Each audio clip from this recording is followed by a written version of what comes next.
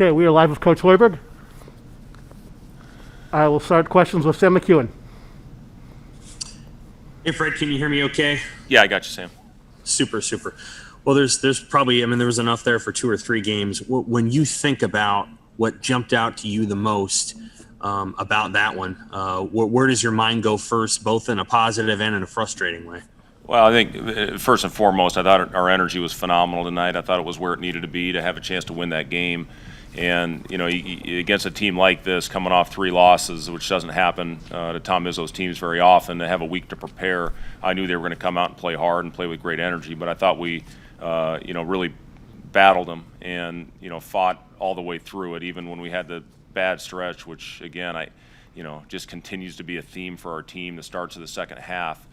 To allow them to stretch the lead, and then we figure it out and get back into the game. We have to find a way to figure that out. So that would be one of the frustrating things to me, Sam, is, continuing to come out. And I didn't like the energy. I didn't think Teddy came out with the right mentality, and we got him out. And then when I put him back in, he was unbelievable. As good as he's been all season. So we just have to find a way, to get the full 40-minute, everybody being on the same page. We talked about 2 things in this game, 3 things: transition, defense, which they exposed us in that area, especially during that run; offensive rebounds, which we were phenomenal in the first half, only giving them 1 offensive rebound, but we gave them 8 in the second, 2 critical ones there at the end. We just turned our head and allowed Langford to go in there and get the putback with a 5-point game. You get that, you come down and you score, give it 1 possession, and, it could have been a different outcome. And then the turnovers. We continue to turn it over too many times. But, again, our energy was outstanding. I thought we got the ball to the right guys when they had it going, with Trey and Teddy specifically.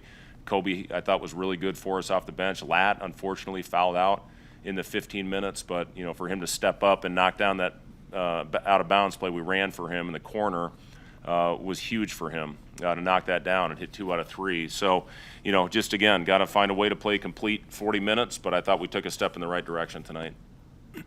Michael Brunst.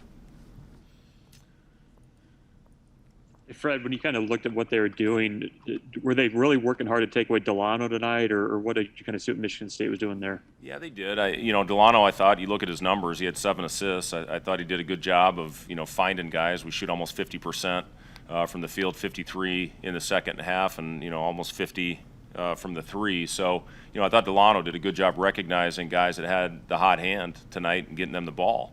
Would like to clean up the 4 turnovers that he had, but Delano, I thought, had a solid game as far as his playmaking is concerned. So, he's going to get a lot of attention because of the type of numbers that he's putting up. But from a playmaking standpoint, I thought he was excellent. Robin Roush. Hey, Trey McGowan's looked like a guy that was kind of determined not to lose tonight, just from start to finish. What did his energy do for the rest of the team, especially with the way that he was continuing to fight in the second half when things were starting to get away? Yeah, Trey was phenomenal, pretty much start to finish. He had a couple where he got a little out of control, 1 turnover where he drove it into 3 guys, but that's how he got himself going. That's how he got the team going, with his aggressive attack tonight. We cleared out the right side of the floor for him. He went in, had the N1 highlight dunk. So I love Trey's mentality, and if we can continue to get him to do that, he's shooting the ball very well, knocked down both of his 3s again tonight. I'd like him to continue to hunt that with the way that he's shooting the ball. That's the time where I think he gets himself in a little bit of trouble, when he turns that down and then maybe drives it into the crowd. But, overall, Trey, I thought, played his most complete game. I thought his aggressiveness and his attack was exactly where it needed to be. Connor Happer.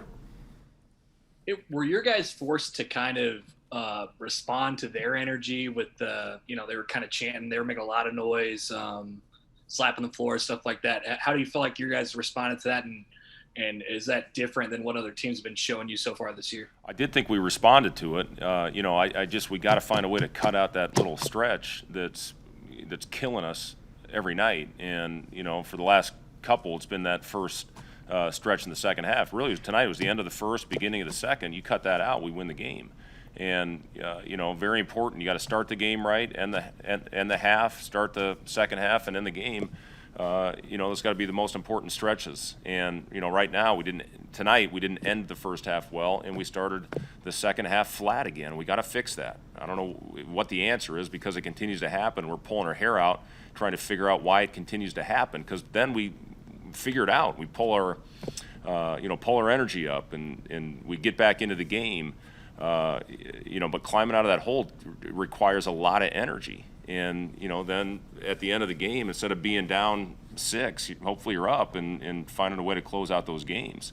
But that's the important part for us right now, is figuring out our starts in the second half, because we're starting the game well pretty much every night. It's finding a way to eliminate that one stretch that we're having every night, whether it's the first 5 minutes or the second 5 minutes of the second half, playing a complete game and finding a way to win. Robin Washut.